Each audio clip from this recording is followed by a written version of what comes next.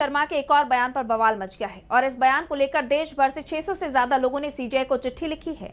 इन लोगों ने सीजेआई से उनके इस बयान को वापस लेने की मांग की है। तो आखिर ऐसा क्या कह दिया सीजेआई ने और क्या है पूरी खबर, जानेंगे इस रिपोर्ट में।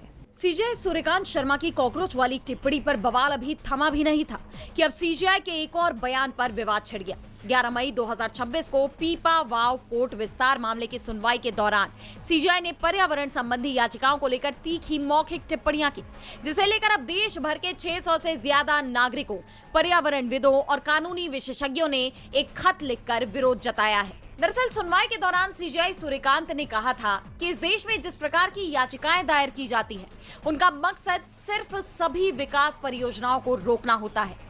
आप हमें इस देश की एक भी ऐसी परियोजना दिखाइए जहां ये तथाकथित पर्यावरणविद और कार्यकर्ता ये कहते हो कि हम इस परियोजना का स्वागत करते हैं।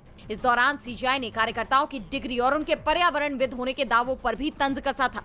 उनके इस बयान ने देश के उन आम नागरिकों, किसानों, मछुआरों और आदिवासियों को आहत किया है जो अपनी आजीविका और पर्यावरण की रक्षा के लिए कानूनी लड़ाई लड़ते हैं। सीजेआई की इस टिप्पणी पर अब यूनाइटेड कंजर्वेशन मूवमेंट के जोसेफ हूवर का कहना है कि ये टिप्पणियां उन नागरिकों को संदिग्ध बनाती हैं जो लोकतंत्र में अपनी जिम्मेदारी निभा रहे हैं।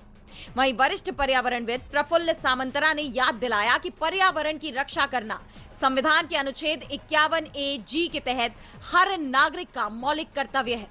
खत में यह भी साफ किया गया है कि ये धारणा गलत है कि पर्यावरण संबंधी मुकदमे विकास को ठप कर देते हैं। आंकड़ों के मुताबिक नेशनल ग्रीन ट्रिब्यूनल में चुनौती दी गई मंजूरियों में से 80% मामलों को ट्रिब्यूनल ने बरकरार रखा है। साथ ही सुप्रीम कोर्ट में आने वाले कुल मामलों में पर्यावरणीय जनहित याचिकाओं के आंकड़े बहुत कम हैं। इन लोगों ने मांग की है कि सीजेआई इन टिप्पणियों को वापस लें और अदालतें स्थानीय समुदायों को विकास की बाधा के बजाय भागीदार के रूप में देखें। अभी हाल ही में युवाओं को कॉकरोच और परजीवी कहने के बाद अब ये दूसरा मौका है जब सीजेआई के शब्दों पर नागरिक समाज ने इतनी कड़ी प्रतिक्रिया दी है।